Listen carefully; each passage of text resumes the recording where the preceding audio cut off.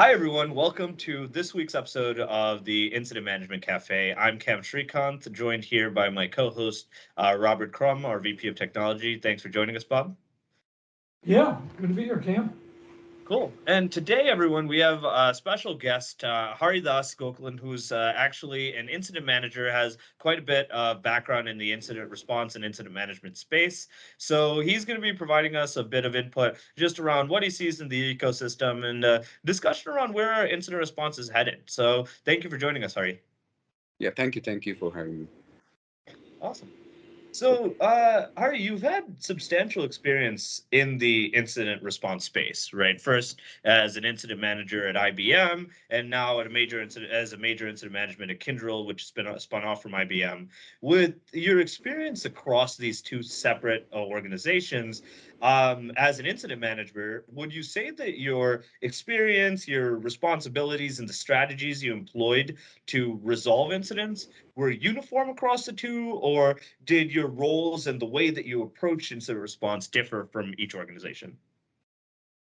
No, I think it's pretty much been the same.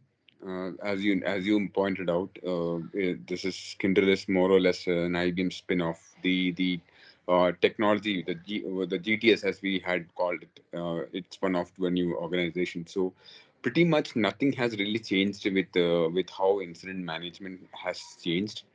For example, because I've been delivering with the same client.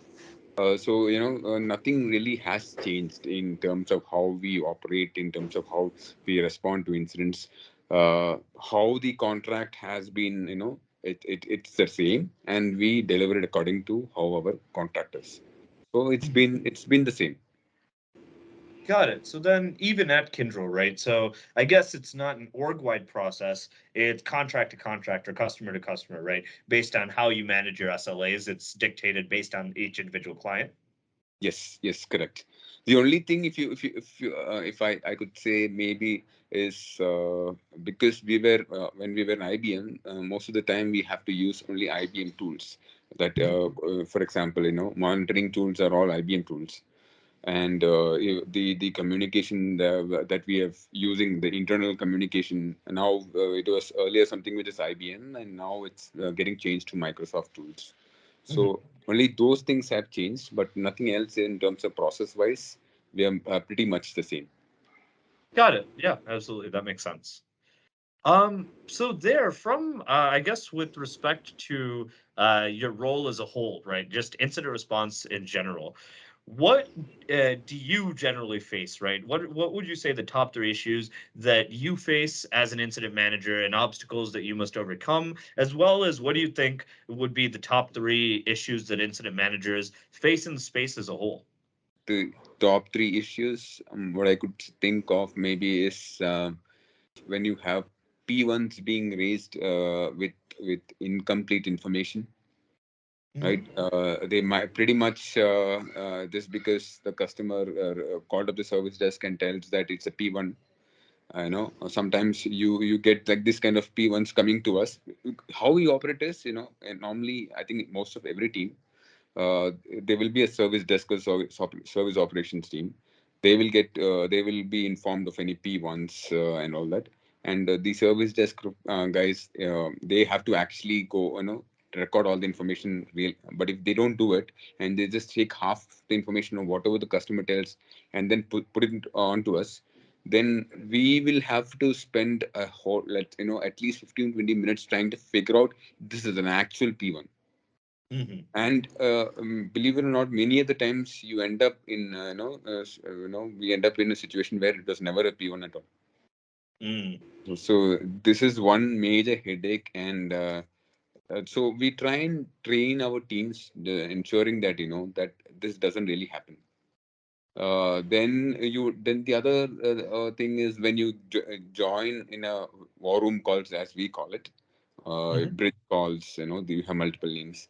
Many a times it's the time you have to wait for different teams to join, this technical teams to join. You know, and that also, it sometimes you end up waiting for almost 15-20 minutes. Hmm. Yeah, absolutely. And the end of the day, sometimes when you get the issues resolved, then you will have a tough time uh, getting the or asking the teams to close the P1. That's another big headache. So many times, because what happens is, normally once a P1 is resolved, the team that closes it has to provide the RCA. Mhm. So these kind of things. So what happens is, sometimes teams, they fight among themselves. They might say this is an OS issue, or they might say this is an application issue, and you end up, they end up passing the buck within the teams, saying no, this is not our issue. So that's Mhm. another pain that I've seen, in my experience. Yep, absolutely. That makes sense.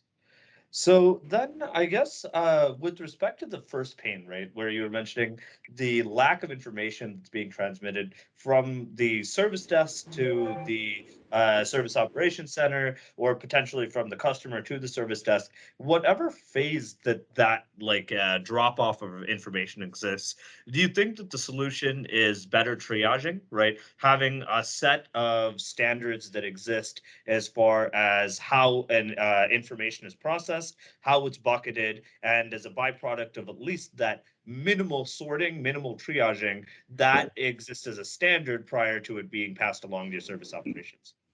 Yeah, I mean, triaging validation, that is very important. If and so we have this something called as MDS, minimum data set, right? So these are the basic information that you have to fill in when a customer calls in asking for a P1. I mean, if you don't have that information, then most of the time what we do is we reject it. We say this is it doesn't have this information. It doesn't have this information. You better come. You better collect this, and then you come to me with a P1, or else I'm just going to go ahead and straight away reject it. Mhm. So yeah, so like what you said about triaging. So what we have is we have something called MDS, minimum data set, as we call it, and that information, if it's filled entirely with its entirety, Mhm. or at least has the main points, yes, then we proceed it as B1.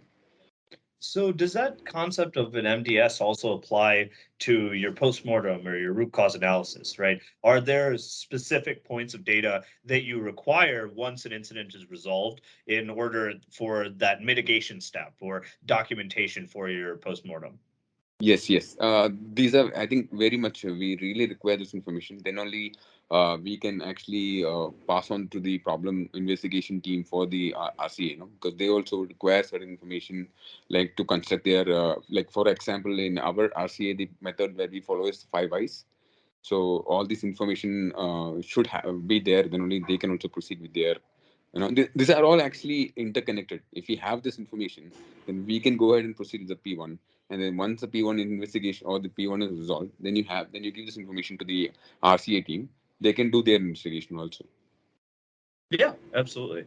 So I guess from that standpoint, right, when we're talking about postmortem analysis and root cause analysis, I see that it predominantly plays value in two areas, right?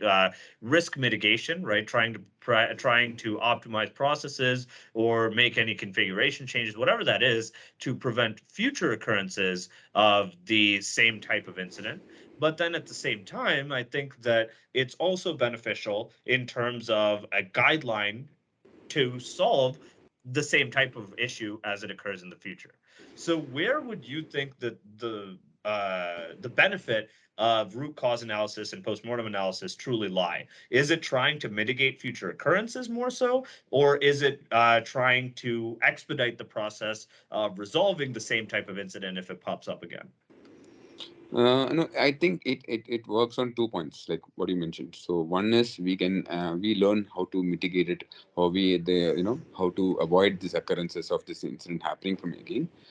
And also, next time, if you have a similar incident, we can actually refer to this, and we can probably respond much faster and resolve it much faster. So, when once an incident which would have taken at least an hour or two, when you actually do an RCA, we come to know that this has happened before. And next time, we just have to refer what happened, and we can just directly tell the team, this is what you need to do. And we can actually, probably fix it much faster. Yeah. because of the stringent SLAs, that we have, like, like in availability, like it's not only P1 getting resolved on time, but you also have certain aspects like, availability, or like an availability of an application, like an SAP application has to be up the entire, like at least 99% of the time, throughout the year. So when we learn something like this, what we can do is we can try and fix it much faster. Maybe also save the penalties, that that we end up giving. Yeah, no, 100%. That definitely makes sense. So then I guess moving away from the challenges and moving towards the next topic, right? When we talk about incident response, the process of a technician, right, receiving an incident communication, it's gone through a few steps before that. Someone has submitted a service request or a P1 ticket, whatever it might look like, and then the service desk then triages it, passes it along the service operations center, and then a war room bridge is started with notifications to all of the relevant teams. So throughout that process, what level of it is actually automated and what level of downstream processes, once people are on the bridge and you have a plan of attack, where to investigate or potentially where to begin your investigation? What processes here would you say should be automated, and generally do you find are automated within an incident response organization? Uh, okay, about automation, I'm not really sure. Like, see, for me, in our not much is really automated. The only part is the monitoring in the sense like, so it's come to a level where if you have any kind of alert for, let's say, server's disk space, going beyond a threshold, we have automated it such a level wherein it will the we have actually scripts in place which will go ahead and fix the issue, fix that that part, so that that alert gets closed off. So that part of, I think that is where we have actually a lot of automation. But in other aspects, like if we have to get into an actual bridge call or a war room, then not a lot of it actually is automated. We have to do the manual work of sending communication to the stakeholders or inviting the stakeholders and all. So that pretty much hasn't actually has not got into automation, or at least where I work in, we haven't got that part automated. It's still all manual work, and like incident manager has to call the teams, engage the teams, then Mhm. we start discussing plan of action, all that. So that's actually very interesting. Sorry, Bob, go ahead. Yeah, quick question. Thanks, Cam. So, Harry, this is very, very interesting, and thanks a lot again for joining us and filling us with all this information. I have two questions for you. So, the communication is engaging the team. Is that automated? Second question would be, what metrics are you looking at for your process? I know things like MTT are time to resolve, right? That might be incident management, but you're talking a lot about some of the pain points and other things, getting people into the war room, some of those challenges. So, what kind of automation do you have around the communication, both for the team to get them into the war room, the bridge, and or stakeholders? You already talked about stakeholders. And second thing is, what kind of metrics are you using to measure these kind of things? I think there are a certain teams which are actually doing a lot of automation. In terms of certain, we have a dedicated team that does this analysis of P1s, right? So wherein we found that a lot of these issues were in space alerts. If you don't actually action space alerts, they really end up in causing a major issue. They might end up in causing an application to stop and entirely responding. So there has been so many instances when we just joined, when we are told that this particular application is not responding. What we found is that it's that because this huge server and the customer is processing data, it mostly ends up with this space getting full. So, like I was telling earlier, so we have actually implemented in many of the server scripts wherein it will go ahead and action when it hits the threshold. Like, as it say, when it goes at 80% something, So in the scripts will start running. There is an automation in place, and that in turn actually helps in avoiding this kind of events. But in other aspects like communication and getting entering bridge calls, it's still the same. We're still the same manner we're working. We get invited to a war room, or we have to call other teams into a war room.